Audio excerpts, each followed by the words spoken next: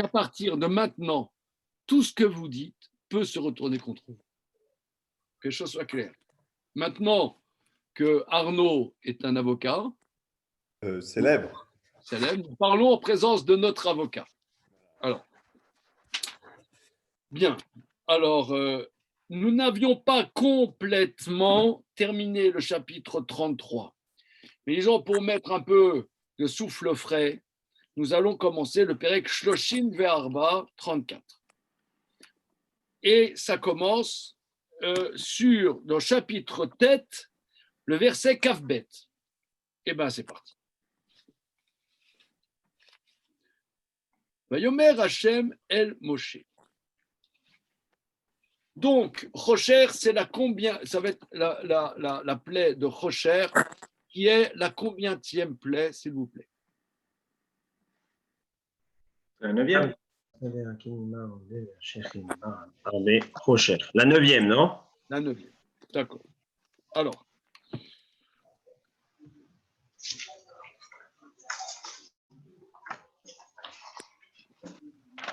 Une seconde.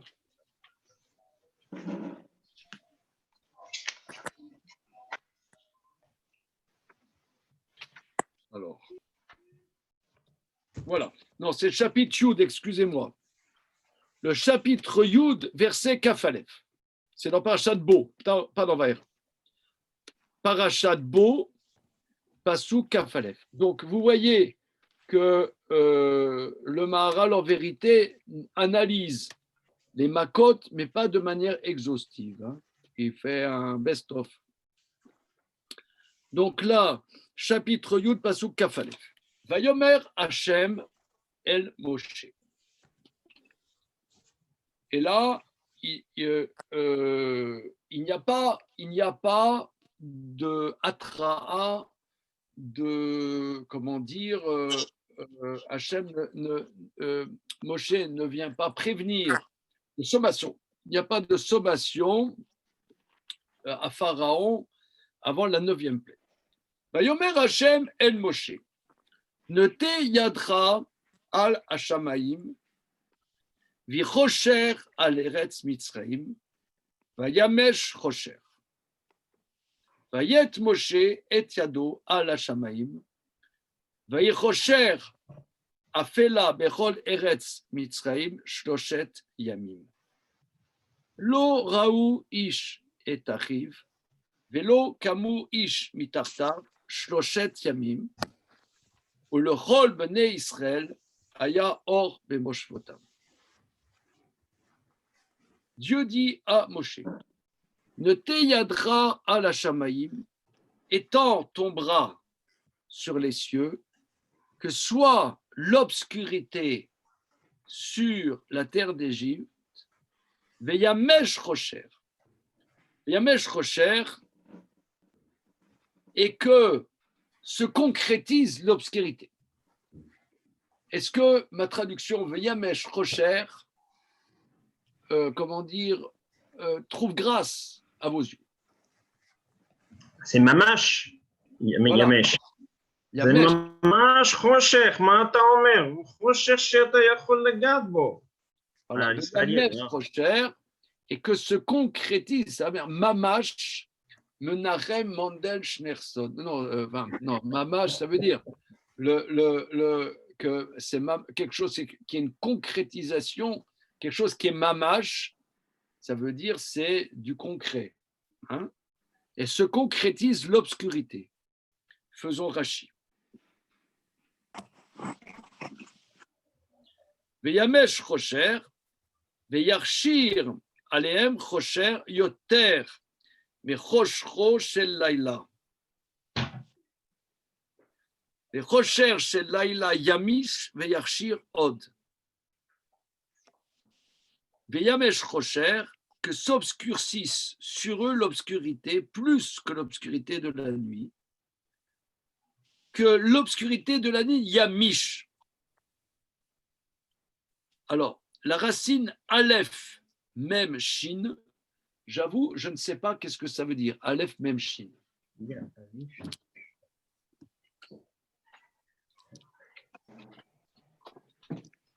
Mais j'ai un dictionnaire ici assez élaboré. On va voir Aleph Memshin.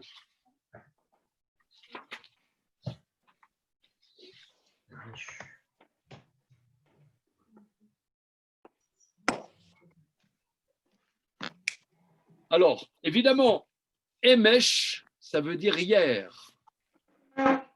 La nuit passée.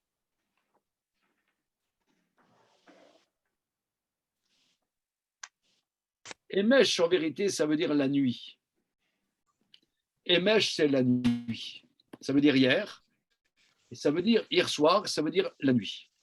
Mais Yamesh Rocher, que devienne, que nuisse la nuit. Du verbe je nuis, tu nuis, il nuit, nous nuissons, vous nuissez, ils nuissent. Que nuisse la nuit, l'obscurité. Que nuisse, ça veut dire. Ça, c'est comme ça, Rachi explique.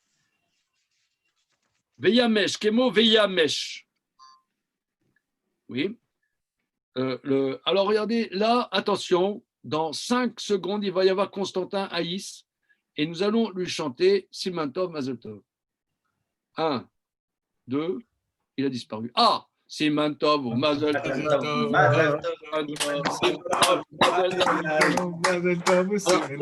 Est-ce que tu peux réveiller ton bébé pour nous le montrer peut-être? Ah ben il arrive dans 2 minutes. De toute façon, j'ai pas le choix. Vous allez le voir. Tu peux me l'amener.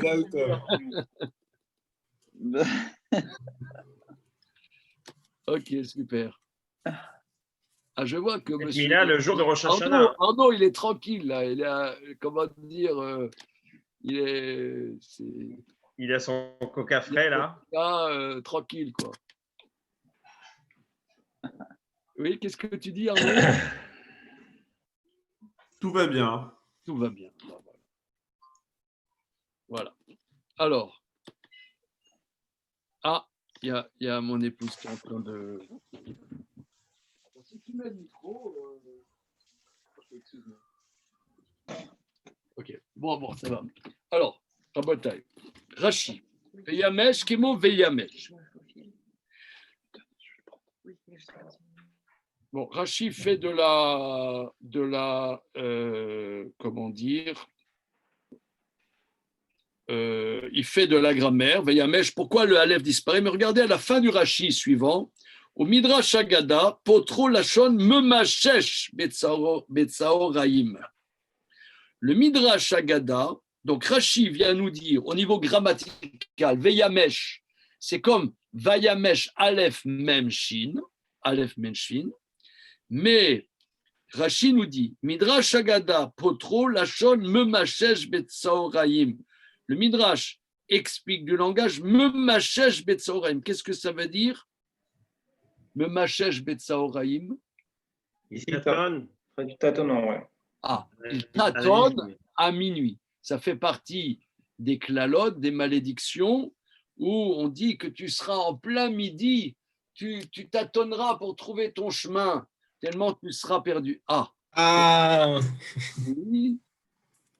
Montre. Hein ah, petit Simon.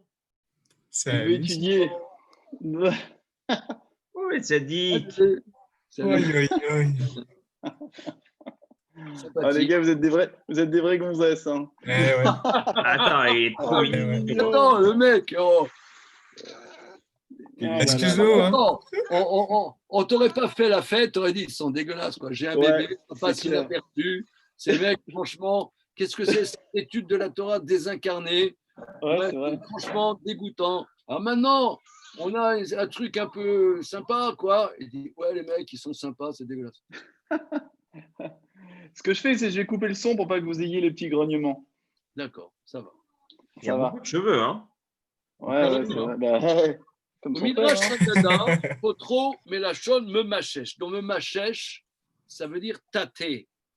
Shaya Kafoul, ou Mechoufal, Ve'av, Ad Shayabo Mamash. L'obscurité était repliée et encore repliée et épaisse jusqu'à ce qu'il y ait une épaisseur de l'obscurité. Voilà. C'est ça, Veyamesh, comme ça nos maîtres expliquent. Rav, j'ai un commentaire de Rav Shimshon Raphaël Hirsch qui dit que c'est la forme ifil de même Vav Shin. Et il arrive à la même conclusion de palper, justement, en recitant après les juges. Même Vav Shin. Me machesh, d'accord. Très bien. Alors, le verset d'après, Vayet Moshe et Yado à la Shamaïm. Moshe a étendu son bras vers les cieux. Vayi Rocher Afela Berol Eretz Mitzrayim Shoshet Yamim. Il y eut une obscure sur toute la terre d'Égypte 3 jours. Alors, quelle est la différence entre Rocher et Afela?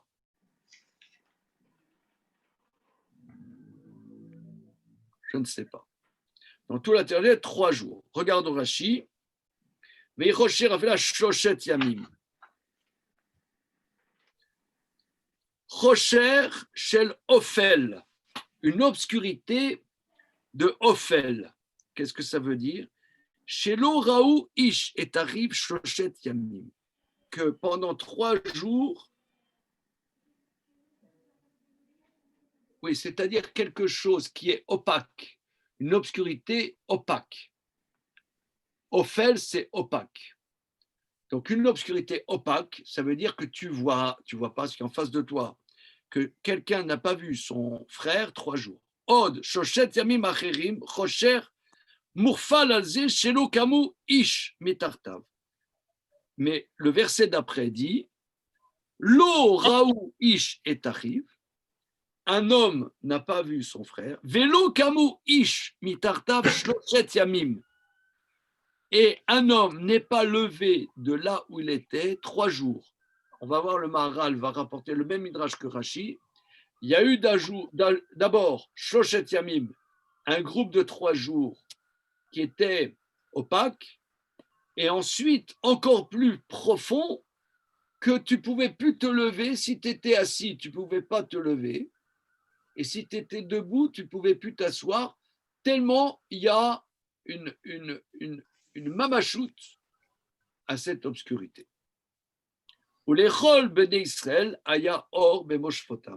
Et pour tous les enfants d'Israël, il y avait de la lumière dans leur résidence. Bien.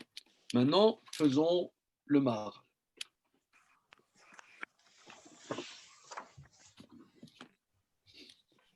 Alors, Nete Yatra à la Shamaï. Étends ton bras sur les cieux, chapitre 34. Amrou Rabotinu Zirkonam Lebracha, nos maîtres disent, dans Midrash Rabbah, A Rocher Aya Sham Shisha Yamim. L'obscurité 6 jours. Shenema Veichocher Afela Bechol Eren Misraël Shlosha Yamim, Shloshet Yamim, Lo Raou Ish et Ari, Velo Kamu Ish Metar Shloshet Yamim. Pourquoi est-ce répété 3 jours? Parce qu'il y a eu 2 étapes. Parce que sinon, pourquoi est-ce répété 3 jours? Tu n'avais qu'à dire, il y a eu l'obscurité 3 jours, un homme ne voyait pas son copain, il ne pouvait pas se lever. Pourquoi 3 jours? C'est qu'il y a eu 2 étapes. C'est-à-dire, Shloshet Yamim Arishonim, Lo Raou Ish et Achim. Les 3 premiers jours, l'homme ne voyait pas son frère. Ou Shloshet Yamim Acharonim. Et les 3 derniers jours, Omed Lo Yachol Lashevet. S'il était debout, il ne pouvait pas s'asseoir.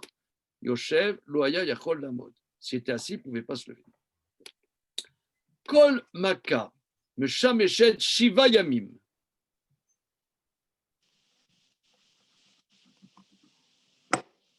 Alors, dit-il, toutes les plaies, elles étaient actives 7 jours.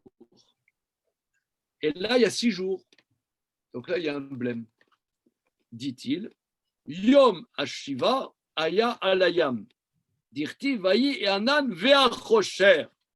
Le 7e jour était sous le bras et il a été actif dans la mer Rouge où il y a eu une obscurité. Bon, ça, c'est le Midrash. Au Midrash, un autre Midrash, dans le même chapitre du Midrash Rabbah, mais Echan Aya Achocher. Oui, parce que, regardez, ici, il y a un grand problème. C'est que l'obscurité, l'obscurité, ici, a l'air d'être une réalité palpable. Or, si tu me demandes à moi, je dirais, c'est l'absence de lumière fait qu'il y a l'obscurité. Prenons un exemple. Prenons un exemple.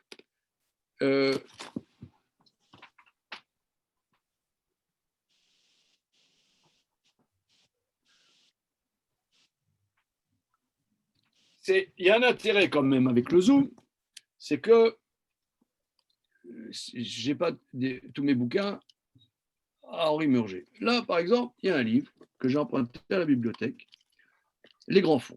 D'accord? C'est notre prochain colloque, les grands fonds et judaïsme. Alors, les grands fonds, c'est quoi les grands fonds? Un monégasque comme Arnaud, comment dire, ça n'a pas de secret pour lui, parce que là, c'est l'Institut océanographique de Monaco qui a publié ce livre. Bien. Alors, à partir de 200 mètres de profondeur, les rayons du soleil n'atteignent plus la mer. C'est ce qu'on appelle les grands fonds, c'est l'obscurité totale. Donc, l'absence de rayons de lumière fait qu'il y a l'obscurité. L'obscurité, ce n'est pas quelque chose en soi. Do you understand? D'où la question bizarre. Qu'est-ce que c'est de cette obscurité palpable? Ça, c'est un problème. Oui, normalement, c'est l'absence de quelque chose. Or là, on dirait qu'il y a quelque chose qui a été créé. Voilà. Quelque chose de spécial qui a été créé. Ce n'est pas juste l'absence de lumière. Comme on dit, un seul être vous manque et tout est dépeuplé. Donc ça veut dire, il manque la lumière, tu es dans l'obscurité. Or là, on voit que l'obscurité est une réalité tangible. D'où la question du Midrash rapporté par le Maharal. Au Ben Midrash. C'est ce qu'on nous dit dans Bereshit. C'est ce qu'on nous dit dans Bereshit, non? Quand on dit dans le premier verset, enfin quand on dit après que l'obscurité elle a été bara et que la lumière elle a été Yotzer, elle a été formée. Une elle a été formée, l'autre elle a été créée. Ça veut dire qu'elle a une indépendance propre. L'obscurité, le Rocha. D'accord, c'est bien. C'est un bon point. Il est en la paracha de la semaine, Antoine, hein? Nous allons clapper, un petit clapping. Ah, les mecs... Ah, d'accord, c'est bon. Ouais. Alors, mais Ran Aya Achocher, d'où était l'obscurité? Ce qui est étonnant. Rabbi Yehuda et Rabbi Nechemia. Il y a un débat entre Rabbi Yehuda et Rabbi Nechemia. Rabbi Yehuda Omer, mais Chocher Shel Maala, de l'obscurité très haute, du très haut. Chez Neymar, Yachet Chocher Citro, Sevivotav Sukato. Yachet Chocher Citro, Sevivotav Sukato. Bon, on va voir. Rabbi Nechemia Omer, mais Chocher Shel Ginam. Rabbi Nechemia dit, ça vient de l'obscurité de la Géhenne, Shenema Eretz Haifata, Kemo Ophel, Salmavet, Velo Sedarim. Il y a un verset qui dit, une terre d'épuisement comme l'opacité, au sujet de la Géhenne, le verset dit. Et l'autre, il dit, Yachet Rocher Citro. Alors, regardez, si vous me laissez une minute, je vais chercher mon Midrash Rabbah pour avoir la référence précise. Une minute.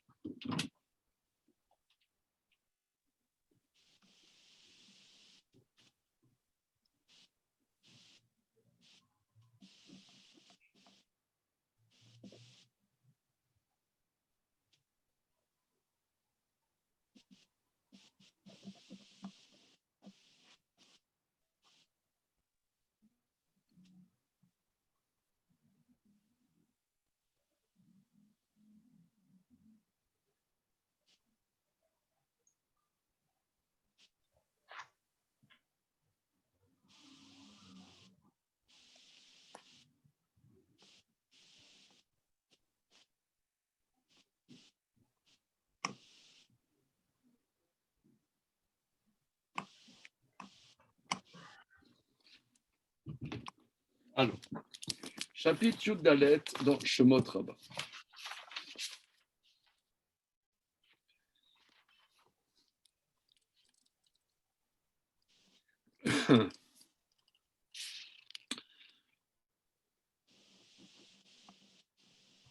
Alors, c'est dans Teilim, chapitre Yutret.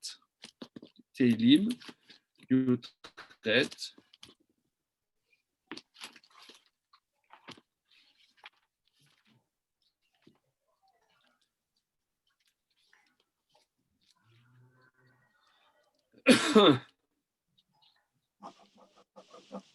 Voilà, verset 12.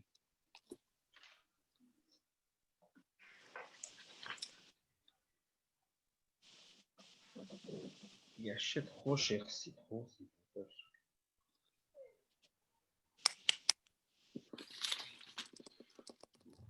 Yachet Rocher Citro, Sevivotav Sukato, Cheshrat Mayim Ave Sherakim, Minoga Negdo Oviv Avru, Barad Vegachale Esh. C'est-à-dire Citro Sevivotav, c'est le passage 12. Il fait obscurité,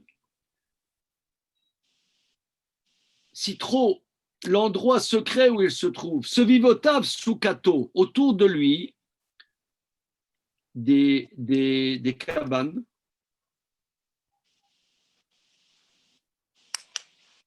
Cheshrat Mayim Aveshakakim, les eaux obscures d'opaques nuages. Donc, Yachet Rocher Citro, ça veut dire, ce vivotav Sukato. Là où se trouve Dieu, et dans une cachette obscure. Yachet Rocher Citro, ce vivotav Sukato. Mais en quoi ça prouve que c'est Rocher Shelma là? J'ai pas compris le lien. Là, dans ce Teilim, Oui. on parle de la résidence de Dieu. Ah, donc c'est obligatoirement en haut, d'accord. Voilà. D'accord. Regardez, vous avez le Teilim avec vous? Là, je l'ai là. Ouais. Entre parenthèses, quand vous étudiez Teilim, je vous conseille, comme instrument de travail, la traduction d'Henri Méchonic. Ah. Vous connaissez? Je connais ce nom. Non? Ah, Antoine, ça va te plaire, ça.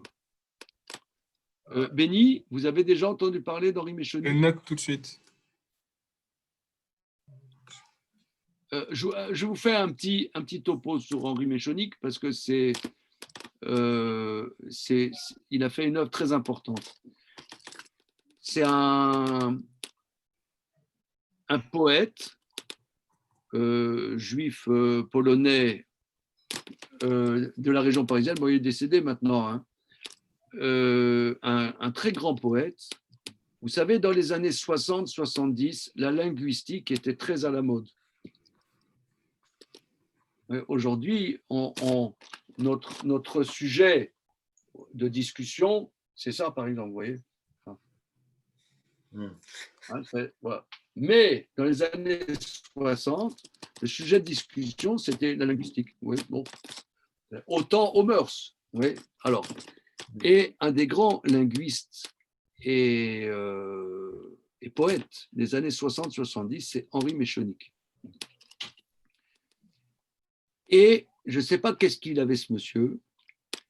Qui était juif, il avait un amour du Tanar immodéré. Il a fait une traduction de la Torah et de certains livres prophétiques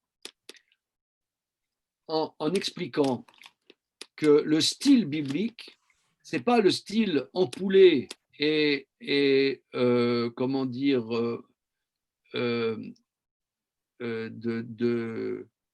comment c'est les trucs contre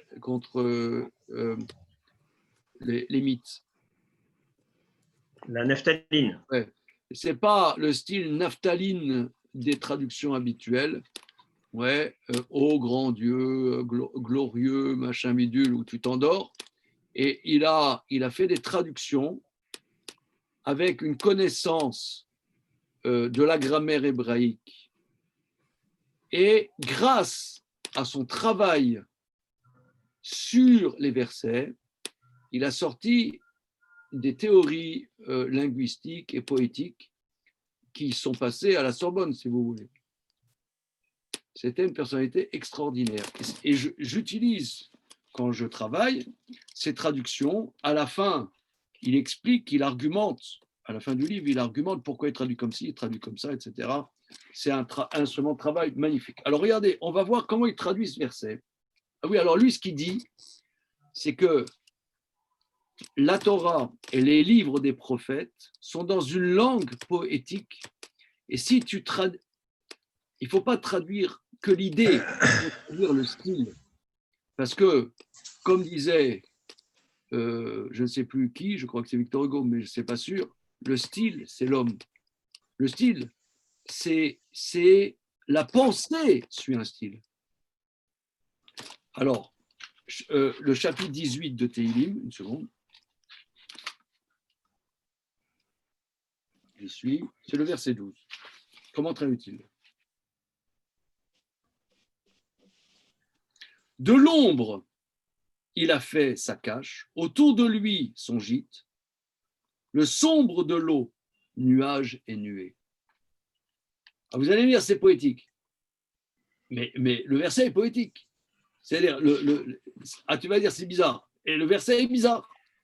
Alors maintenant, on reprend.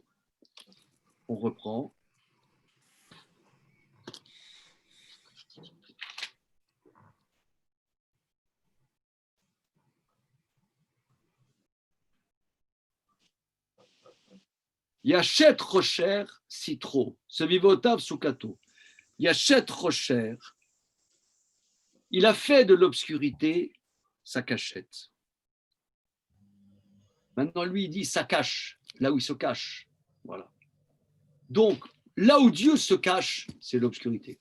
Alors maintenant, la thèse de Rabbi Yehuda, c'est qu'il y a eu un dévoilement de cette obscurité divine, du lieu ineffable où se trouve Dieu, un dévoilement de cette obscurité, qui est une réalité.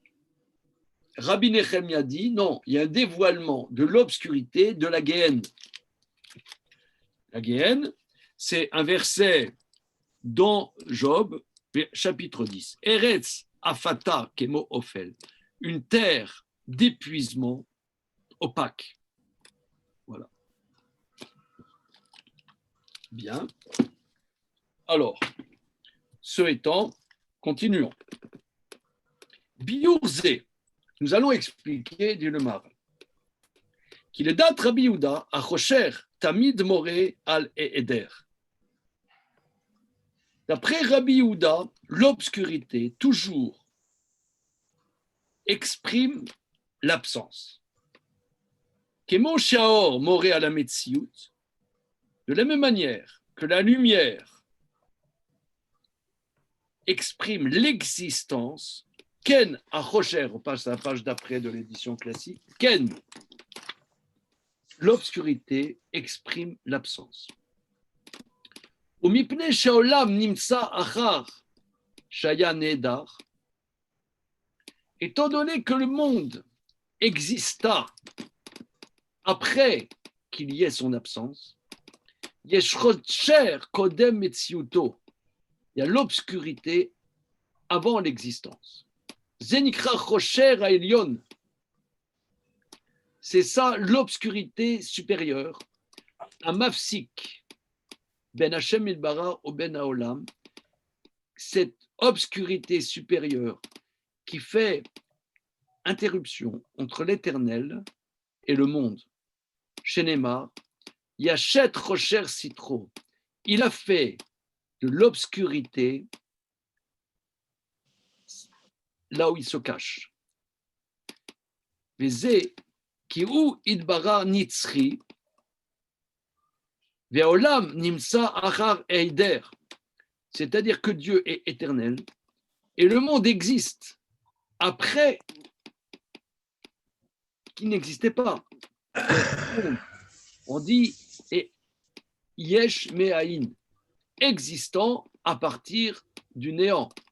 Donc avant le monde, il y avait le néant. Ce néant fait séparation entre le monde et Dieu.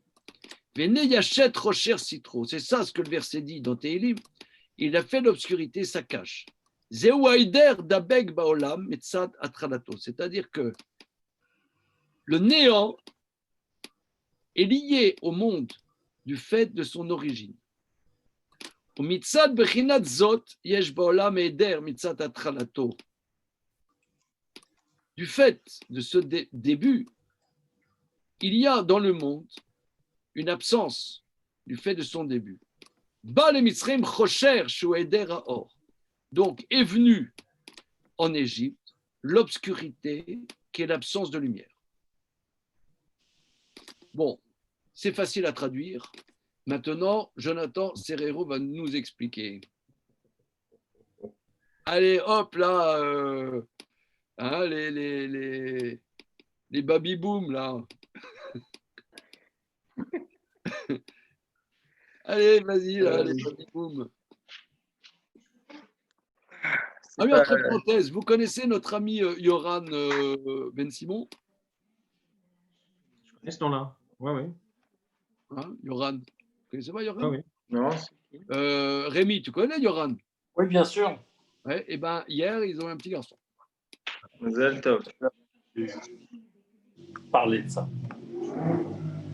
Alors, bon, alors les baby-boom, là, les baby-boomers, là, vous m'expliquez rapide ce Maharal sibyllin?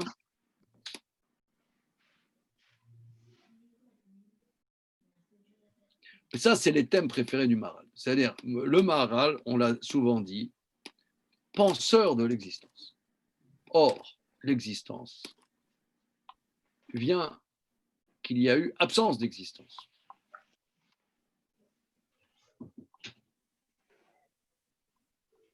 Et il y a eu un dévoilement de cette absence. Dans le monde, il y a une dimension concomitante au monde de néant. Est-ce qu'il peut y avoir d'existence qu'à partir du néant? Ça veut dire, regardez, j'irai comme ça. Quelqu'un, il est beau, riche et en bonne santé. Tout va bien. Beau, riche en bonne santé. Tout va bien. Est-ce qu'il existe? Sinon, il ne serait pas riche, beau et en bonne santé. Comment? S'il n'existait pas, il ne serait pas riche, beau et en bonne santé. Moi, j'ai dit, il n'existe pas. C'est à partir du moment où il fait faillite et qu'il devient estropié, qu'il se dit merde, qu'est-ce que je suis, qu'est-ce que je fais, qu'est-ce qui m'arrive, pourquoi c'est comme ça. Donc c'est là où il va commencer à se poser des questions et à construire son existence. Avant, il n'existait pas. Il était que comment dire, par exemple, prenons ça. Est-ce que ce réveil existe? Il n'existe pas. Il n'est même pas. Il est là. Comme dirait notre cher Heidegger, c'est ce qu'on appelle le Dasein. C'est là. C'est là. Mais Dasein, il est là. Mais il n'existe pas. L'existence est l'existence est une émergence à quelque chose. Or, il peut y avoir d'existence que s'il y a un anéantissement. Alors, ça veut dire que la création serait la quête d'existence de Dieu? Ben oui. Alors, c'est ça que ça veut dire. Tu as compris ce qu'il a dit? Attends. Il dit oui. Je n'ai même pas compris ce que tu as dit. Non, mais si c'est s'il y a la nécessité du néant pour que l'existence se fasse, alors dans ce cas-là, on a tendance à se dire Dieu qui est le seul être qui n'est pas créé. Le Maharal Alors voilà, le Maharal, maintenant, ça va être un petit peu plus clair. C'est que le monde existe à partir du néant. C'est-à-dire, il n'y a pas d'existence s'il n'y a pas de néant avant. L'existence, d'ailleurs, c'est, si vous voulez, l'existence n'est pas une donnée, c'est une sortie. C'est ce que, regardez, moi, je n'y connais pas grand-chose en Heidegger, mais quand j'étais ado, j'aimais bien ces trucs-là. Il dit existence, c'est-à-dire c'est une sortie, l'existence de quelque chose, à partir de quelque chose. Ce n'est pas une réalité. C'est pas un fait. Un fait n'existe pas. Un fait n'existe pas. L'existence, tu vois, par exemple, il y a là, par exemple, on est dans une période bénie qui s'appelle la période du coronavirus. Période extraordinaire qui nous déstabilise. Je ne crois pas qu'il y a une personne qui n'est pas déstabilisée. Tout le monde est déstabilisé. Là, par exemple, dans cette maison-là où je vous parle, j'ai des enfants qui devaient voyager, plusieurs. Et leur avion a été annulé, et machin, bidule, ils ne savent pas quand est-ce qu'ils vont voyager, pas voyager. Le résultat, c'est que ma femme, elle fait des repas matin, midi et soir, c'est la colonie de vacances. Mais elle n'est pas diplômée pour ça, je veux dire, elle le fait comme ça. Mais ce que je veux dire, là, ça veut dire, on ne sait pas où on va, on ne sait pas où on vient, c'est extraordinaire. Ça veut dire, de la déstabilisation va faire, par exemple, nous, Yeshiva des étudiants, tous les ans, on fait benoîtement le gala au mois de janvier, voilà, comme des imbéciles, machin. Maintenant, il faut se créer, il faut exister. C'est la déstabilisation va faire qu'on va se poser des questions. Tant qu'on ne se pose pas de questions, on n'existe pas.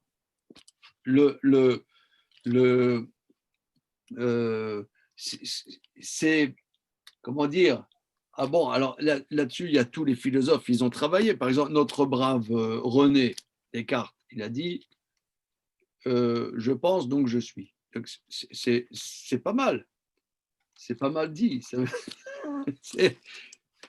veut dire, si tu n'as pas une conscience de ton existence, tu n'existes pas. Quelqu'un qui n'a pas une conscience de l'existence n'existe pas. L'être, c'est une grande question. Et ça, c'est une problématique centrale dans tout le Maharal. Ça, je dirais, c'est la problématique number one dans le Maharal, c'est l'existence. Alors, maintenant, il dit, mais Dieu a une existence éternelle. Donc, ce qui fait que nous, on n'aura jamais une perception de Dieu, c'est que nous, notre existence vient du néant. Donc, là où réside Dieu, et c'est là où il y a le néant, puisque le néant fait obstruction entre nous et Dieu. Ça, c'est les mots qu'il dit. Nous, on pourra émerger à l'existence, sortir à l'existence, qu'à partir du moment où on se sera dépatouillé à partir du néant. Mais Dieu n'a pas cette expérience, puisque Dieu est quelque part à une existence éternelle. Donc nous, on n'a pas, on est là où il est caché par le néant. Le néant que nous vivons fait que Dieu est caché par ce néant. On n'atteindra jamais Dieu. Ça, c'est ce qu'il dit. Et donc, dit que Rabbi Houda dit que l'absence, c'est l'absence. Alors, pour Rabbi Houda,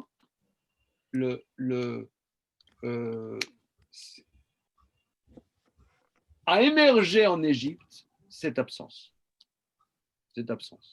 Et les Égyptiens, ils étaient pétés avec ça. Ça, c'est Rabbi Houda. Alors, on va voir la suite. Veod. Yesh Aider Baolam. de plus, il y a une absence, un néant dans le monde. Vézé, qui a bria chez Nivra, d'Abek Arisaron Ba. La créature créée est collée dans la création un manque, évidemment, puisque être créé fait qu'on est contingent. Il y a une différence entre Dieu qui est par définition et ce qui est créé par le fait qu'il est créé un moment T fait qu'il est contingent et pas absolu. Donc, si on est contingent, ça veut dire qu'il y a un manque qui nous constitue. C'est le néant. Yesh, Aeder Baolam, Vezeki Abria Shenivra Dabek Arisron Ba. Et collé dans le fait d'être créé, le manque. Kien Metziut Beshlemut Gabour. Car il n'y a pas d'existence dans une perfection complète. Avad Dabek Babriut Olam, Bibriat Olam, Aeder.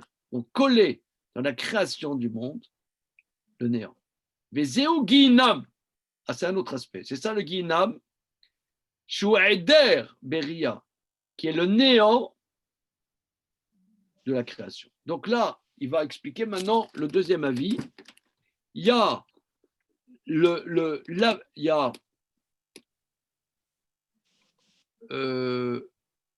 l'obscurité supérieure de la création. Pour qu'il y ait création, existence, l'existence vient d'un néant supérieur, et c'est ça qui, quelque part, fait qu'on ne peut pas atteindre Dieu. Voilà. D'autre part, il y a une autre dimension, c'est que la création étant contingente est dans un manque constant. Ça, si vous voulez, ça c'est le Maharal le développe beaucoup au sujet de Shabbat, c'est que on dit, bon, je l'ai développé dans le désir des désirs, que la Gemara dit celui qui fait le repas de Shabbat est sauvé du jugement de la Géhenne. Pourquoi ? Parce que nous, on est dans un manque constant. Par exemple, je vais vous dire, je pense que la plupart d'entre vous, vous n'avez pas de problème financier. Vous avez ce qu'il faut sur vos comptes en banque, vous n'avez aucun souci. Mais disons, il y a des gens… On a pu en avoir, hein, Gérard. Hein. Comment ? C'est par période, hein, on a pu en avoir. Hein. D'accord, mais il y a des gens que peut-être vous avez rencontré des gens comme ça qui ont des soucis financiers.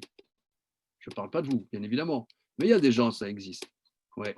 Mais en vérité, comme toi tu dis, même quelqu'un qui a un compte en banque bien garni, s'il le laisse comme ça, il y a des hauts, il y a des bas. Donc, l'humain est dans un manque constant. Ce manque constant va être dépassé par le Shabbat. Parce que Shabbat, on doit considérer qu'on est dans la perfection.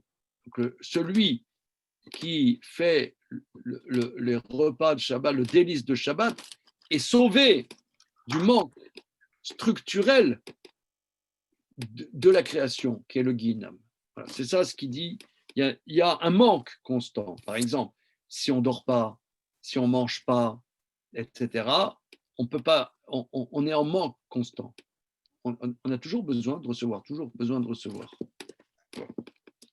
Ah, juste une question, c'est si Dieu est dans le néant et donc inatteignable, comment on… Dieu n'est pas dans le néant. Dieu n'est pas dans le néant. Il est entouré de néant. Il est entouré de néant. Maison, oui, tout à fait. la cachette est dans le néant. Comment on explique la révélation du Har Sinaï ? Ça veut dire qu'on a enlevé les trois nuages. On a enlevé les trois niveaux d'obscurité. Comment cette rencontre s'explique d'un coup ? Oui, alors le don de la Torah au Sinaï, c'est que Dieu, par la Torah, a donné la Torah et l'humain ne devait pas mourir. S'il n'y avait pas eu le veau d'or, l'humain ne serait pas mort. Donc il y a une dimension de faire participer l'humain d'une dimension pérenne. Effectivement. Comment ? C'est ça que je veux dire. Il y a un lien possible. On peut s'atteindre mutuellement quelque part. Quelque part. Bon, c'est vrai. Alors, mais l'Égypte, là on parle, l'Égypte a été submergée par cette obscurité. On va voir. Alors il dit Kacher evi akadosh baruch hu makat rocher à la Mitzrim. Quand Dieu a amené la plaie d'obscurité sur l'Égypte, evi alehem aider, il a amené le néant, mais tzad qui bebria dabek eider vechisaron, car dans la création est collé le néant et le manque. Le débat entre Rabbi Yehuda et Rabbi Nechemia, qu'est-ce qui est plus karov d'amener?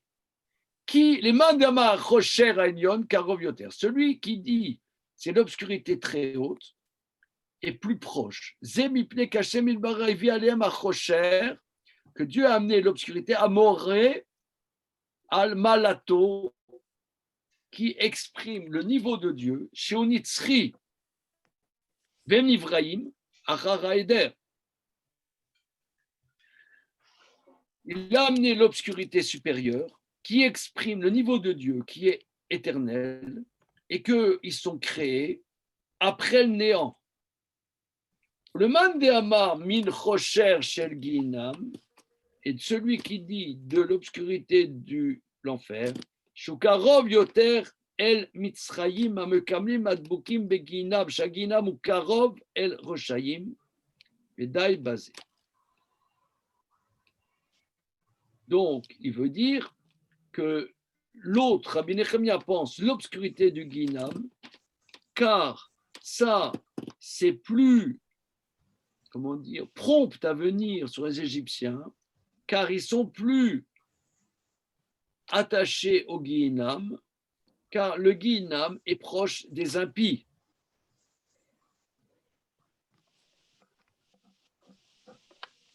Alors, on essaie de décrypter, là, les copains. Alors, la différence entre le Zoom et le présentiel, c'est que le présentiel, je pourrais taper sur les épaules de mes potes en disant « Allez les mecs, là, allez Constantin, bouge-toi un peu, là !» Voilà. Mais là, bon, ouais. Allez les copains, là. Est-ce que la punition, elle vient exprimer la grandeur d'Hachem ou la petitesse des Égyptiens? C'est ça ce que je comprends dans le débat. Enfin, c'est pas mal, c'est pas mal. Je ne sais pas à quoi ça nous sert, mais en tout cas, c'est ce que j'ai compris. Et on a parlé de 2 fois 3 jours. Alors, c'est pas ça, 2 fois 3 jours, c'est 3 jours d'une obscurité d'un type et 3 jours d'une obscurité de l'autre. Astucieux. Oui, c'est une idée intéressante. Bon, il ne relève pas ça. Hein, bon. Maintenant, ok, c'est intéressant ce que tu dis, Manu. Il faut creuser, creusons. Marchons, marchons.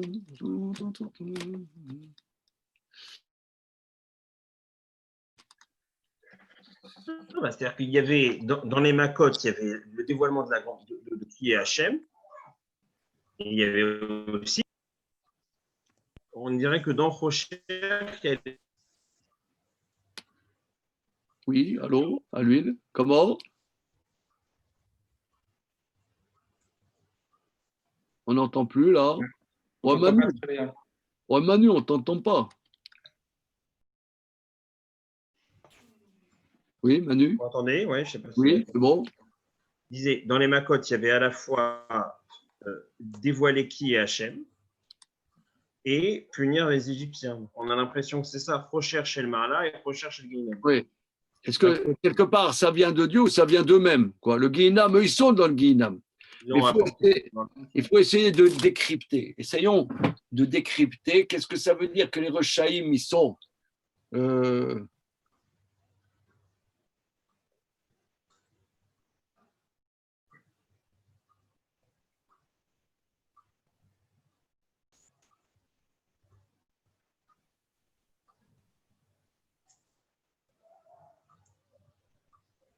Regardez, on va essayer de délirer, de dire n'importe quoi. Hein, c'est bien, moi j'aime bien dire n'importe quoi. Vous voyez, par exemple, moi, je suis convaincu. Maintenant, je suis convaincu, mais ça n'avance pas à grand-chose. Je suis convaincu que Dieu nous envoie des makotes. Première makote, le dérèglement climatique. Comme on a vu dans la parachate Bereshit, que Rachid dit qu'à la fin de parachate Bereshit, qu'à l'époque de Enoch, les océans sont montés et ont submergé un tiers des terres habitées. Vous connaissez ce Rashi? Oui, là, les amis. Rashi, une seconde. Rashi.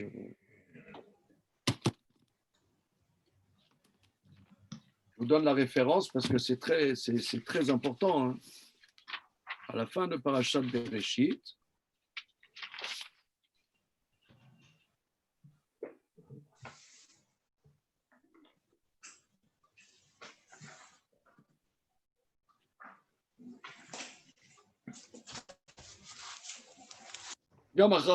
c'est sur le verset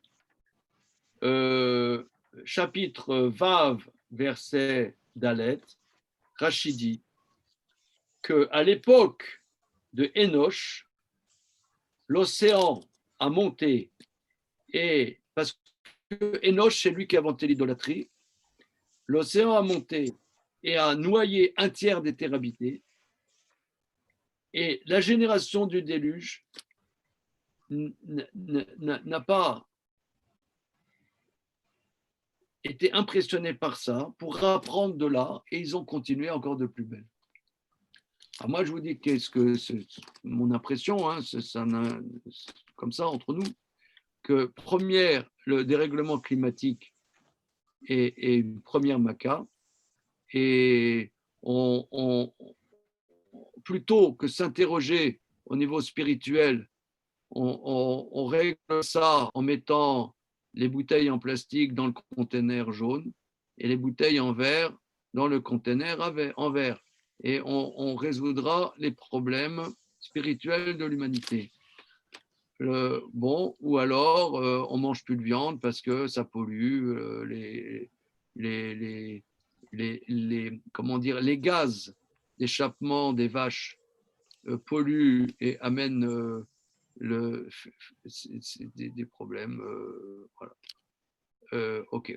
Alors maintenant, il y a un deuxième maca, une déstabilisation internationale. On ne sait même pas qu'est-ce qui se passe, où ça va, où ça vient. C'est extraordinaire. Bon. Mais, grâce à Dieu, on a trouvé la solution. Voilà, solution, hein, c'est joli. On a trouvé la solution à cette maca. Bien. Alors, maintenant, on en est qu'à la deuxième, là. Ça va être quoi, les 8 autres? Bon, c'est déjà pas mal. Ouais. Alors, Pas ça. maintenant, nous, on est déstabilisés. Cette déstabilisation, est-ce qu'elle vient? Ça veut dire, nous, on a du mal à exister. Alors, il paraît que Zoom, évidemment, prend de l'ampleur, mais il paraît que Netflix, tous les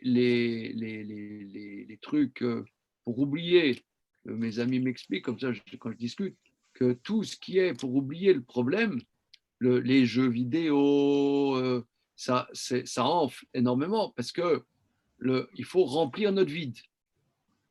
Remplir notre vide. Mais où c'est? Est-ce que c'est un vide? Je reprends ce que tu as dit, Manu. Est-ce que c'est un vide intrinsèque? En vérité, nous avons un vide, ou bien c'est Dieu qui nous déstabilise il nous met en face de existe, mon ami, existe, essaie d'exister, mais on est en face d'une incapacité d'exister parce qu'on n'est pas Dieu. Est-ce que c'est le déphasage qui vient de Dieu, ou bien est-ce que c'est le déphasage qui est en nous? En vérité, c'est le vide qui est en nous, parce que nous, on est proche du Guinam, on est des êtres en manque constant. Par exemple, il y a un truc très intéressant. Moi, je constate que chacun son truc. Il y en a qui aiment bien s'acheter, par exemple, les nouveaux iPhones. Il y a un nouveau téléphone qui va sortir. Moi, je veux le téléphone up-to-date. Ou bien, je veux les nouvelles Nike. Ou bien, je veux, il y a la rentrée littéraire, les nouveaux livres. En vérité, dans ma bibliothèque, j'ai plein de bouquins que je n'ai pas lus, mais j'aime bien acheter des nouveaux bouquins. Qu'est-ce que ça change? Je lis déjà les vieux bouquins que tu n'as encore pas lus. Mais on a besoin de se donner une existence en ayant du nouveau. Il y a un nouveau film, il y a un nouveau DVD qui a sorti, il y a un nouveau, disque de Tartampion. Voilà. Donc, c'est nouveau. Ça veut dire ça remplit notre vide. Ça, c'est le Guinam, notre Guinam, qu'on est en manque. Ou bien, il y a un déphasage. Qu'est-ce qui est là, en Égypte, il y a eu la 9e plaie, c'était un remise en question de l'existence des Égyptiens. Mais où est-ce remise en est-ce que c'est le dévoilement de l'existence de Dieu qui nous met en face de notre relativité et de notre que l'existence chez nous, c'est une conquête et ce n'est pas une réalité, une conquête. Mais est-ce qu'on est capable de cette conquête? Ça, c'est Rabbi Yehuda. Ou bien, est-ce que non, c'est notre réalité en tant que telle, elle est en manque tout le temps, qu'on a besoin d'exister, indépendamment d'une confrontation. Me semble-t-il, c'est ce qu'il dit. Qu'est-ce qui est plus judicieux? C'est la réalité en tant que telle, c'est Rabbi Nehemia, ou bien c'est le dévoilement de l'infini de Dieu qui nous met en face de notre incapacité d'exister. Vous voyez, par exemple,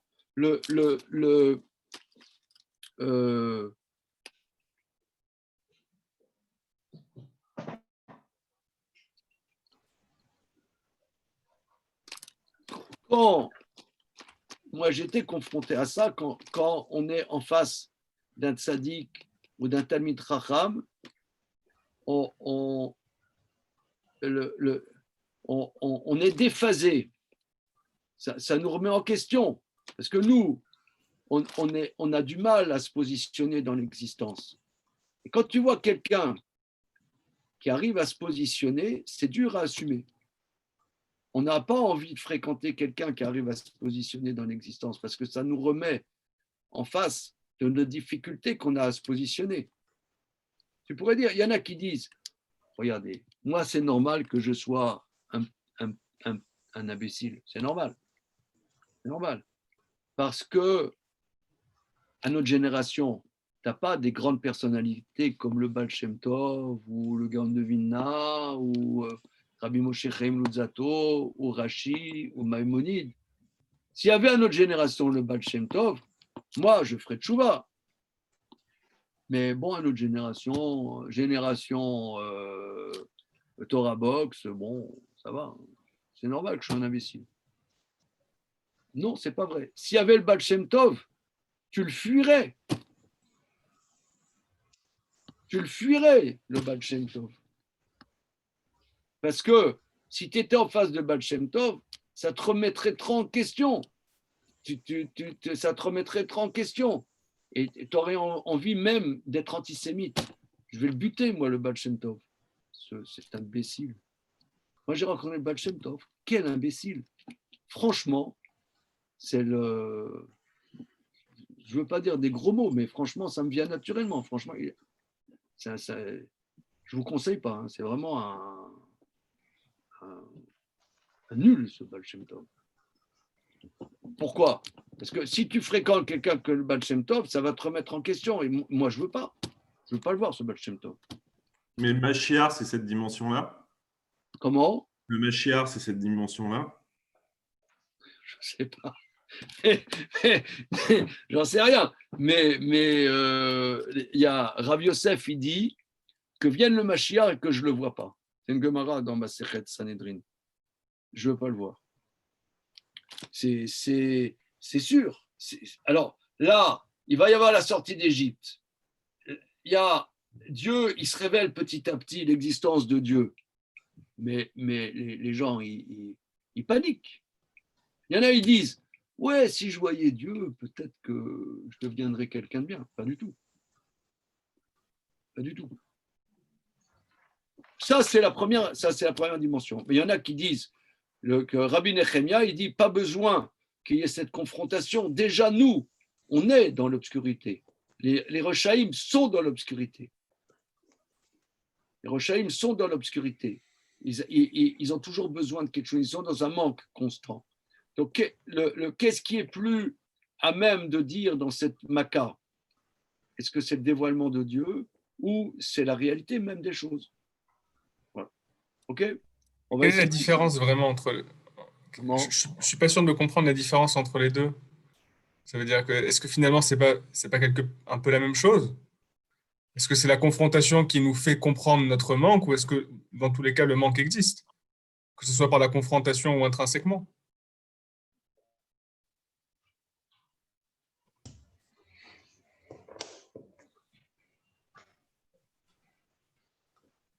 Regardons aujourd'hui, qu'est-ce qui nous perturbe le plus dans le confinement, dans le couvre-feu ou je ne sais pas quoi? Est-ce que c'est le fait qu'on ne puisse pas aller au resto, qu'on ne puisse pas aller voir des copains, aller en boîte, hein, n'est-ce pas, Béni? Oui, oui, bien sûr.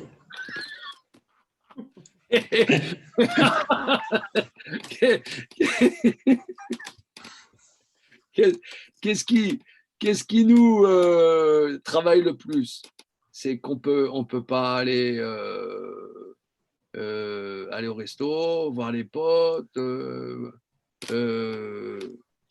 voilà, ou que non, qu'on ne sait pas, on est déstabilisé, on est déstabilisé. C'est deux choses différentes.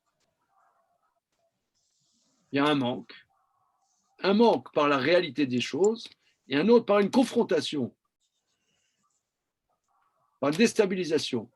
C'est deux choses différentes. C'est vraiment deux choses différentes. Mais la confrontation, elle ne crée pas nécessairement ça, elle révèle le manque. Elle n'est pas nécessairement créatrice du manque. Oui, mais elle révèle un manque d'existence. Mais c'est un manque de conscience de soi, dans ce cas-là. C'est un manque de conscience de sa propre relativité. Ça veut dire, je n'ai pas conscience du manque en moi, et c'est la confrontation qui la révèle, mais finalement, le manque, il est quand même là. Non, c'est pas le même. Non, qu'est-ce que pas vous le en même. pensez, les copains? Tu vois, par exemple, là, je dis un exemple parce que c'est un exemple qui est simple. Chaque année, nous, on fait le gala de la yeshiva. Bon, alors, bon, des fois, c'est bien, des fois, c'est très bien, des fois, c'est un peu moins bien. Bon, OK. Là, maintenant, on doit trouver autre chose. Enfin, je ne sais même pas dans quelle direction. Donc là, ou alors, il y en a qui vont dire, moi, je suis déprimé, je ne vois pas d'issue, on va se casser la gueule. Ça va être... Bon, c'est la faillite, les mecs, ça va, c'est la faillite. C'est foutu, quoi. Alors, ça, c'est quelque chose qui vient de l'extérieur, somme toute.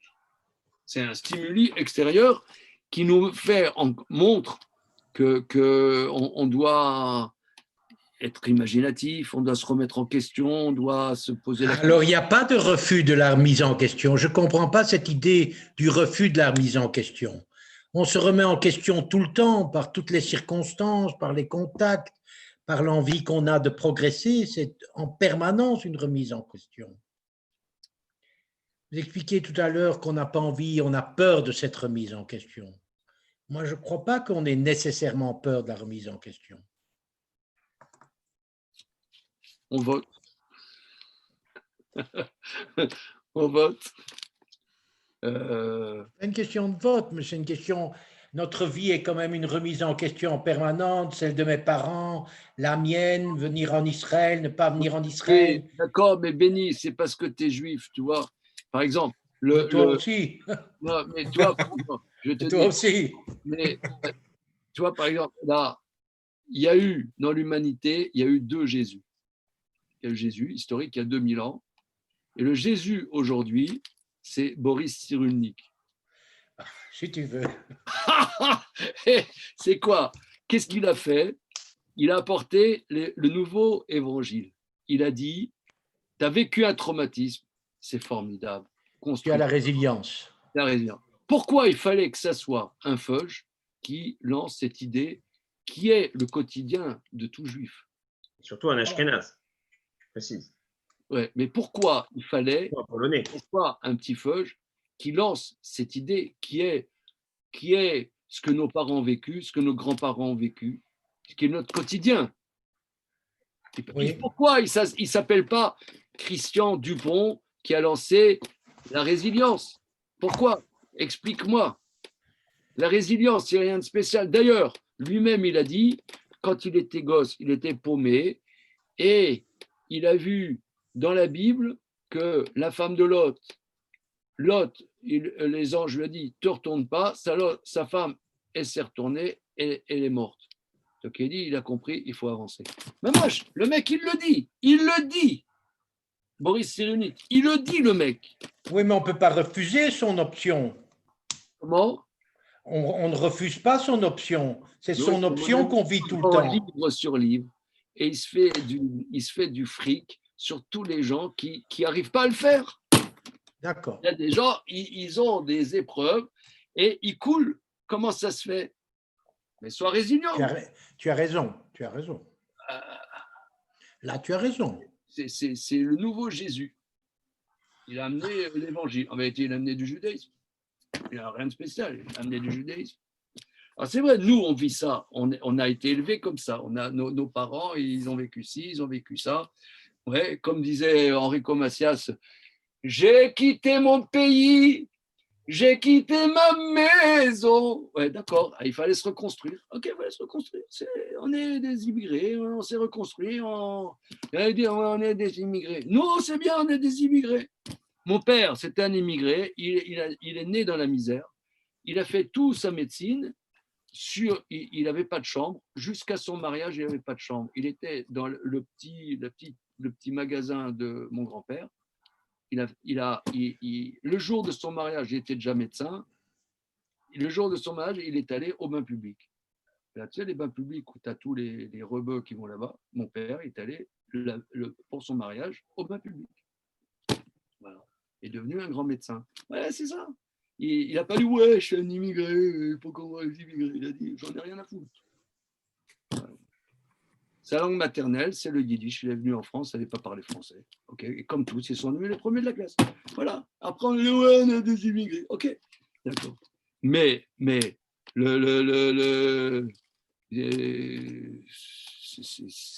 ça veut dire, c'est vrai, mais il y en a, ils n'arrivent pas. Et même, il y a des feuches qui n'arrivent pas. Hein.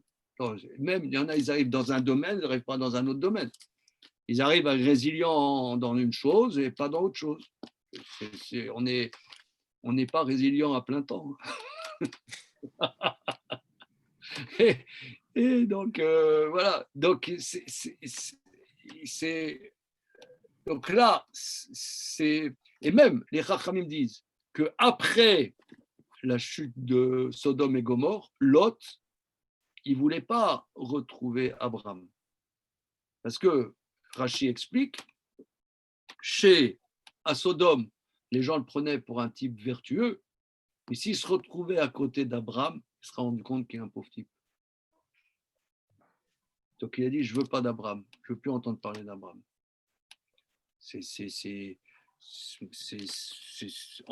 Là aussi, on est d'accord de se remettre en question, mais On fait ça tous les jours. Mais modérément. On ne supporte pas de se mettre à côté des gens plus intelligents que nous. Hein. Enfin, oui. Intelligent ou Mais ça n'est pas vrai, on se met devant des gens plus intelligents que nous. C'est pas La tous les jours. preuve, la preuve. D'accord, oui, bah, je prends un cours de Torah, après je repars, et voilà. Mais je ne supporterais pas de vivre à côté de Rav Isaac, ça me saoulerait, quoi. Moi non plus, je peux pas. Ah, moi non plus, moi non plus. Ouais, c'est une tannée, je suis tout le temps avec lui, 24 heures sur 24, des fois il y en a marre. Et en plus, je me tape tous ses cours. Et là, Non, les mecs, je me tape tous c'est un Franchement, des Shiva, quoi. C'est un mec qui est c'est là. lourd. C'est mamache, il est Voilà, lourd. Bon, en tout cas, quoi qu'il en soit, c'est. Moi, je sais que quand j'ai vécu à côté de mon maître, ça me remettait en question. C'était en vérité très difficilement viable. Parce que, donc, je sais pas, nous on fait la prière d'une certaine manière. Quand tu vois quelqu'un qui fait la prière vraiment avec Kavana, qui s'investit dans la prière, tu as l'air d'un imbécile. C'est vrai, mais pour prendre un billet un peu idiot, par Comment? exemple, pour prendre une parallèle un peu bête, un sportif, par exemple, préfère toujours être confronté à quelqu'un de plus fort que lui pour s'améliorer, pour essayer de monter en rang. Moi, je pense que ce n'est pas tout à fait comme ça. Moi, je pense qu'on a plutôt une tendance à vouloir se confronter à plus intelligent. Et sinon, je ne viendrai pas à ton cours.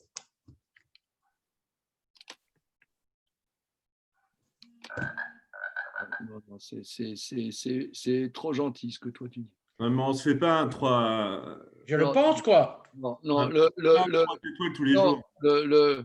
tu vois, je sais pas moi, tu as un mec qui fait de la guitare, tu vois, tu as un guitariste, mais il se trouve à côté, je sais pas moi, d'un dieu de la guitare, à côté de, je sais pas moi, Eric Clapton, quand Clapton il avait 30 ans. Ouais, le mec, Oui. il dit, ça le déprime, ça le déprime. Il dit, moi, je veux plus faire de la guitare. Je veux faire la guitare. Ça m'a dégoûté de faire de la guitare. Je vois le mec. Oui, certains sont déprimés, d'autres deviennent des plus grands guitaristes que Clapton. Moi, je ne suis pas d'accord avec ça, du tout. J'ai compris que tu n'étais pas d'accord. Mais c'est difficile, la confrontation est difficile. C'est Ok, difficile, en tout cas, d'accord. tout ça pour dire qu'il y a deux modes de. Il y a, par exemple, nous ici, je prends cette histoire du coronavirus qui est quelque chose, qui est une remise en question. C'est une remise en question. On ne sait pas où on va. C'est une remise en question. Moi, franchement, vous êtes très sympas, les mecs, mais ça me saoule. Zoom, ça me saoule. C'est pas vous qui me saoulez, c'est Zoom, ça me saoule. Mais je sais pas comment vivre ça. Je sais pas comment vivre ça. C'est même au niveau, j'arrive pas à me projeter. On peut faire un truc sympa, mais j'arrive pas à me projeter. Personne n'arrive à se projeter. Donc c'est difficile. Ça, c'est une confrontation par l'extérieur. Et d'un autre côté, comme on est en confinement, on a des besoins qui ne sont pas assouvis. Ça, c'est le guinam. C'est pas la même chose. C'est un manque qui est en nous. Un manque qui est par la confrontation et un manque par nous. Là-dessus, le débat, dit le Maral de Prague, c'est pas le même manque. C'est pas la même chose. C'est-à-dire, dans comment dire,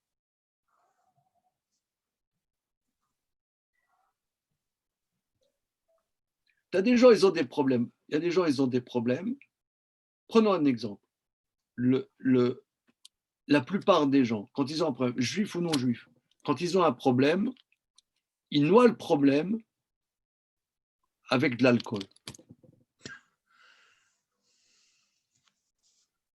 Ils noient le problème avec l'alcool. Il y a beaucoup de gens, c'est comme ça. Vous n'allez pas me dire que ça n'existe pas. C'est toute la planète, elle est comme ça. Justement, j'allais me verser un petit. Non, je suis sérieux. Hein. Moi aussi. Allez.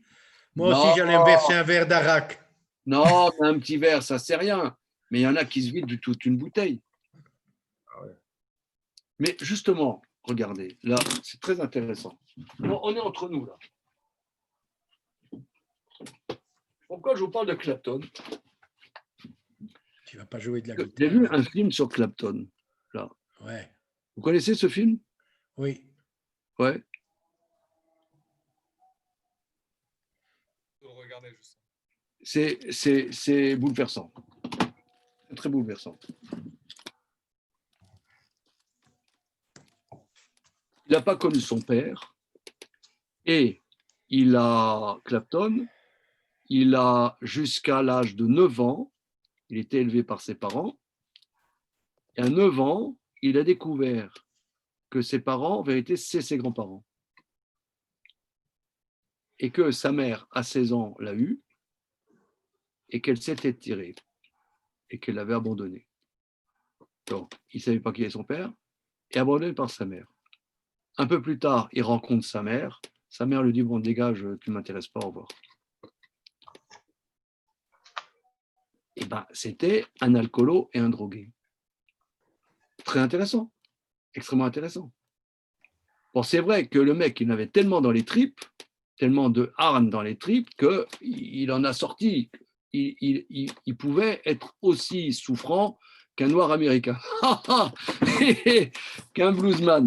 Mais le mec, c'est ça le film, c'est comment le mec, il a réussi à mettre un pied dans l'autre. Eh bien, il n'arrivait pas. Il n'arrivait pas, le mec. Comment il noyait dans l'alcool?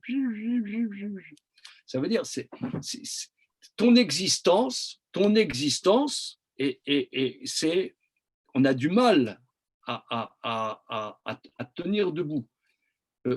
Comment j'existe, comment je fais un choix, comment je mets un pied devant l'autre, ça, c'est comment dire, l'humain, en général, il noie cette question. Donc là, Béni, c'est un débat, hein, on n'est pas d'accord. Bien sûr. Ouais, on n'est pas d'accord, c'est un débat.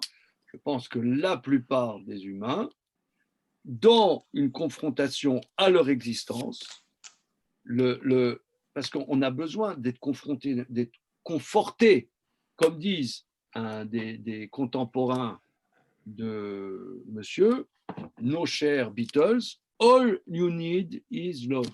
All you need is love. Oui, évidemment, tout ce que tu as besoin, c'est d'amour. C'est quoi d'amour? C'est que, oui, mon chéri, tu existes. Oui, mon chéri, ce que tu fais, c'est bien.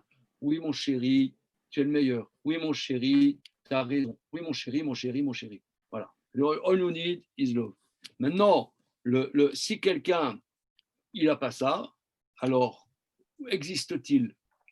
Existe-t-il? Il y a quelque chose de paradoxal ici. Alors l'humain, c'est pour ça qu'il y a des addictions. Il y a des addictions parce que quand quelqu'un il est angoissé, il bouffe. Mais là, il y a quelque chose de très, très paradoxal ici.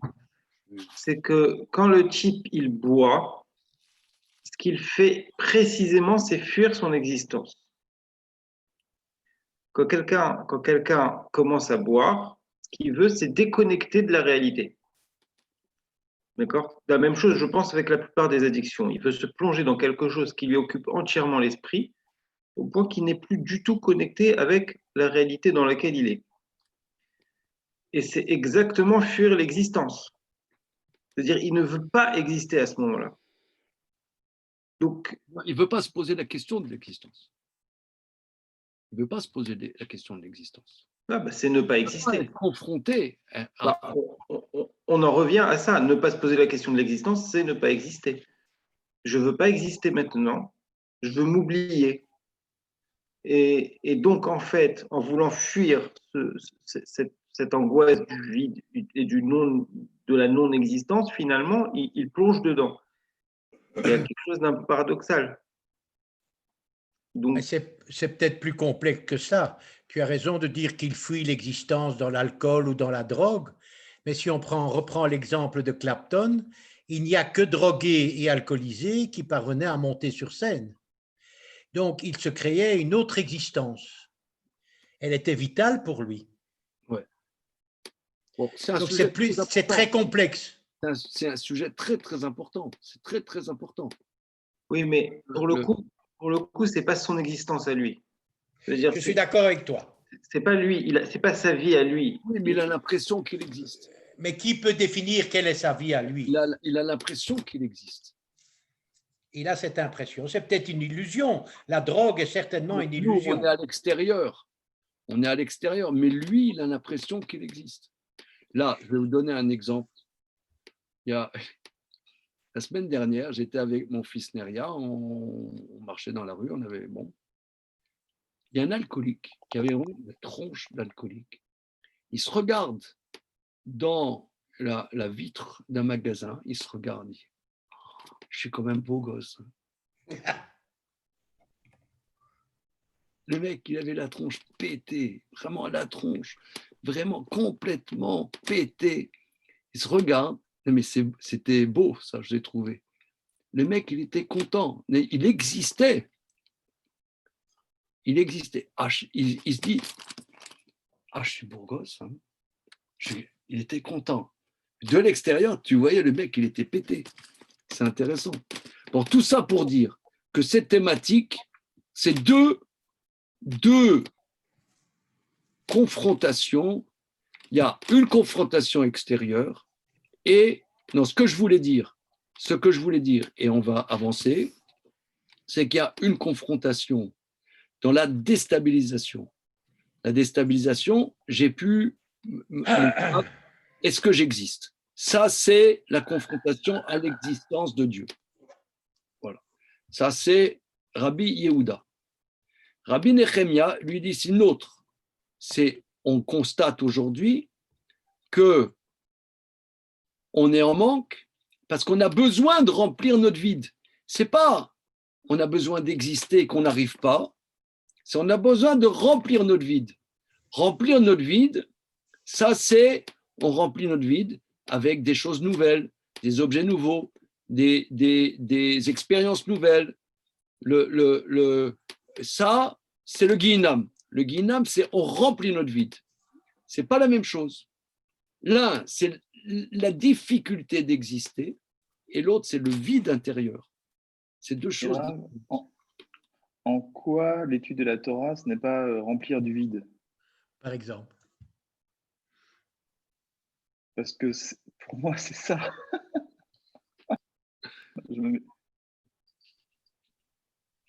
Une partie peut-être, en tout cas.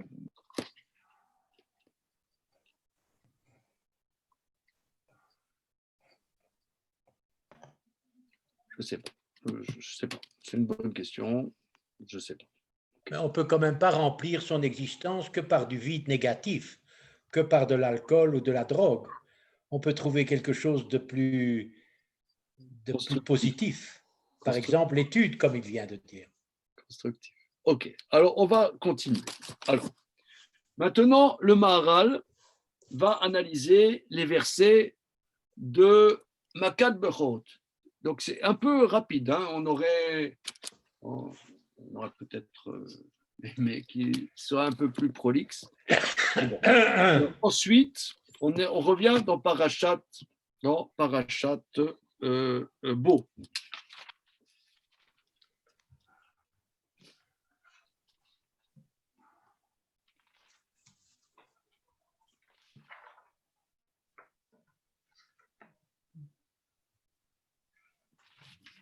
Alors, regardez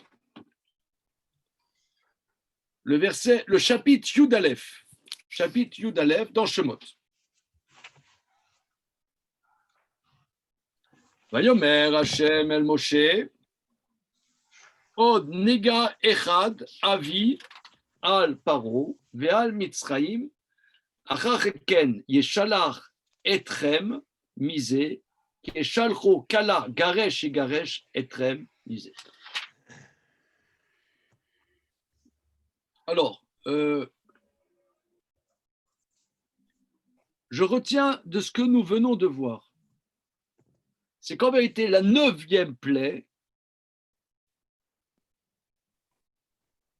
avec les explications de Rabbi Yehuda et de Rabbi Nechemia, c'est quand même un aboutissement, c'est un dévoilement quelque part du néant structurel de l'Égypte, soit d'une manière, soit d'une autre manière. C'est ce Rocher. Et on avait vu la dernière fois, ça fait pas mal de temps, puisqu'on avait étudié du Tomer de Vora les 2 dernières fois, donc ça fait pas mal de temps, que Et kol magefotai, le summum de toutes les plaies, c'est Makat Bechorot. Ce n'est pas seulement le summum, mais on pourrait dire toutes les plaies, c'est Makat Bechorot. Makat Bechorot, c'est le but de toutes les plaies. Mais la 9e, c'est la préparation ultime avant le dévoilement véritable qui est Makat Bechorot. Comme le Maharal nous avait dit que Hachem avait dit à Moshe, avant tout ça, qu'il va y avoir que Beni Bechori Israël, mon premier-né c'est Israël, et le dévoilement que mon premier-né c'est Israël, ça sera par Makat Bechorot. En réalité, il n'y a que Makat Bechorot. Et Kol Magefotai, c'est Makat Bechorot. Mais pour ça, il fallait une préparation. Et l'étape ultime de la préparation, c'est Makat Bechorot, ce qu'on vient de voir. Alors maintenant, il va y avoir, Dieu dit à Moshe, encore une plaie, j'amènerai sur Pharaon et l'Égypte, après il vous renverra d'ici, que Shalcho Kala, comme il renvoie tout, Garesh, il vous refoulera. Daber na beozne ha'am veshalu ish metreu vesha metreuta kli kesef ou klezav. Parle s'il te plaît aux oreilles du peuple et que chaque homme demande de son ami et chaque femme emprunte de son ami des objets en argent et des objets en or. Alors, on avait déjà une fois effleuré la question, c'est que comment après toutes ces plaies, on peut parler qu'un juif va demander à son ami égyptien des objets. Rachid dit que les Égyptiens ont été pris d'affection des enfants d'Israël. Malgré toutes ces plaies, ils ont aimé les enfants d'Israël. Ok? Vaïten Hashem, c'est ce que le verset dit. Vaïten Hashem et Trenam bene Mitzrayim. Dieu a donné la grâce du peuple aux yeux des Égyptiens. Gamaïsh Moshe Gadol Meod Beretz Mitzrayim. Et aussi, Moshe était très important dans la terre d'Égypte. Bene Avde Paro ou Bene Aham. Comment vous expliquez ça? Qu'après toute l'Égypte est en déliquescence absolue, ils ont souffert. Tout le pays est complètement ravagé et les Égyptiens aiment les enfants d'Israël. Comment? Incompréhensible. Impossible. Impossible. À ma droite, à ma gauche. Non, c'est comme un mec complètement comme un drogué qu'on va chercher pour le mettre en tôle. Généralement, ils sont soulagés, ou les dealers, on les amène en prison, ils sont soulagés d'un truc, en fait. Je ne sais pas comment vous dire. En fait, ils sont à plat, mais ils sont délivrés de quelque chose. Ouais, c'est intéressant ce que tu dis. C'est comme le joueur qui est complètement addict et qui a perdu son dernier sou. Et j'avais lu un truc comme quoi c'était un moment de grâce pour eux. Ils étaient délivrés d'un truc. C'est que en fait, on a mis l'Égypte à plat et ils nous remercient pour ça, en fait. Non, mais c'est marrant parce que c'est ce que tu dis. Il y a X années, il y avait un ami à moi qui s'est retrouvé en tôle. Je suis allé le voir là-bas à la Santé, la prison de la Santé. Il m'a dit, j'ai débarrassé de mes soucis.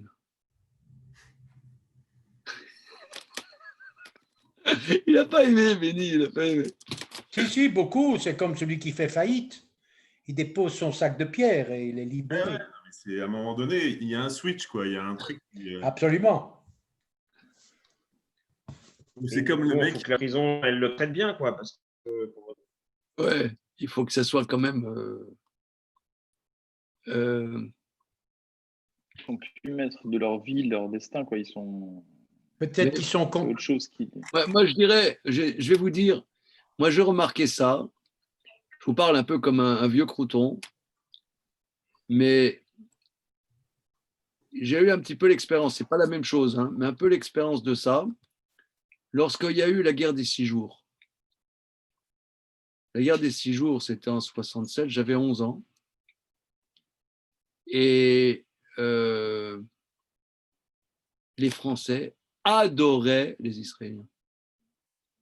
Et c'était invraisemblable. Il y a eu un moment, on n'a plus l'idée aujourd'hui. Souvent, je raconte ça à mes enfants parce que c'était invraisemblable. Ah oui. C'était invraisemblable. Moi, j'étais en 6e et je me souviens, j'étais dans le lycée Henri Poincaré, le grand lycée de la ville où je suis né à Nancy. En classe, les profs goy arrêtaient pour écouter les informations. Ils disaient, et voilà, Moshe Dayan avec l'armée israélienne qui avance dans le Sinaï, c'est incroyable, mais c'est pas possible. Et voilà, les légions égyptiennes qui courent et ils laissent leurs sandales dans le désert, mais on ne comprend pas qu'est-ce qui est en train de se passer. C'est formidable, franchement, c'est incroyable. Et les petits Français, ils nous disaient à nous, les petits feuges, ah bravo, ah bravo, Incroyable. ah bravo, ah bravo. Non, il y en a qui disent ils ont souffert de l'antisémitisme. Moi, j'ai souffert du philocétisme parce que moi, j'étais le petit juif, je m'en foutais, franchement. Et les mecs disaient bravo. Là, on n'a pas vécu dans le même siècle. Bravo. Je me souviens. Et les Français sortaient de la guerre d'Algérie, hein. Ouais, c'est pas mal. Ils étaient fiers qu'il y avait quelqu'un qui matait les Arabes. Voilà. Les bronzés. En plus, avec des avions français à Ouais. l'époque. Grâce à Marcel Dassault. Hein. C'était Oui, bien sûr. une route extraordinaire. Donc, il y avait des circonstances particulières. Ça n'a pas duré longtemps, cet amour. Mais en 72, je me souviens, j'arrive un lundi matin, 8h, 8h15, dans le cirage absolu. Et l'armée israélienne, la nuit, avait pilonné, ils avaient su par leur service secret que depuis le Liban, ils allaient attaquer Israël par des avions. Qu'est-ce qu'ils ont fait? Ils ont pilonné dans la nuit tous les aéroports militaires du sud Liban. Donc, tout a été foutu en l'air. J'arrive, les mecs de la classe, les Français, ouais. Bravo Zizek! Ah bravo! Ah bravo! Ah bon. Allez mec, bravo! Là, ça veut dire, il y a ça, comme tu dis, Béni, ça n'a pas duré longtemps. Hein. Ah non. Mais il y a une période invraisemblable. C'était incroyable. Il y avait, Moshe Dayan, c'était Michael Jackson pour les Français. Ah, tout à fait. C'était Michael Jackson. Il y avait les chants de l'armée israélienne, c'est Mahar, ta ta ta ta ta ta. Il y avait aussi Acha Mercher. Ouais, mon épouse, elle connaît toutes les paroles, moi je ne connais pas par cœur. Mais c'était les chants de l'armée israélienne de la guerre des 6 jours, c'était des best-of des Français, quoi. Invraisemblable. Donc tout ça pour dire, peut-être, il est possible. Maintenant, ce que tu dis, c'est juste qu'ils ont maté les rebeux, c'est possible. Mais il est possible qu'il y ait aussi un dévoilement d'une vérité. Un dévoilement, là, après les plaies, tout le mensonge de l'Égypte s'écroule et voir qu'il y a le dévoilement de Dieu et d'une vérité et que les enfants d'Israël qui finalement quand même ils ont eu un mérite c'est pas tous les enfants d'Israël qui comment dire, étaient attachés au fait d'être Israël. On dit que 4/5 des enfants d'Israël sont morts. Sont restés. Pendant Makat Rocher, pendant la plaie de l'obscurité. Donc, les enfants d'Israël et Moshe Rabbeinu exprimaient de manière réelle la justice de Dieu. Et ça, peut-être que ça les a, ils ont ressenti ça. Ils ont ressenti ça. Alors, regardons le verset d'après. Vayomer Moshe, Ko amar Hashem, kachatzot alayla ani yotze betor Mitzrayim. Moshe a dit, ainsi a dit l'Éternel, comme à minuit, je sors dans la terre d'Égypte. Umet kol bechor beret Mitzrayim, mi bechor paro ayoshev al kiso, al bechor hashifra, asher achar arechayim, vekol bechor be'em. Mourra tout premier-né dans la terre d'Égypte, du premier-né de Pharaon qui est assis sur son trône, jusqu'au bechor de la servante qui est derrière le moulin, et tous les premiers-nés des animaux.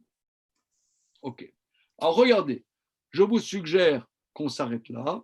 Bezrat Hashem, la semaine prochaine, on aborde donc la plaie des premiers-nés. C'est bon? Yes. C'est bon. Merci beaucoup. Merci, bonne soirée. Merci. Allez, merci à vous. Merci. Avraham, Merci. juste une question.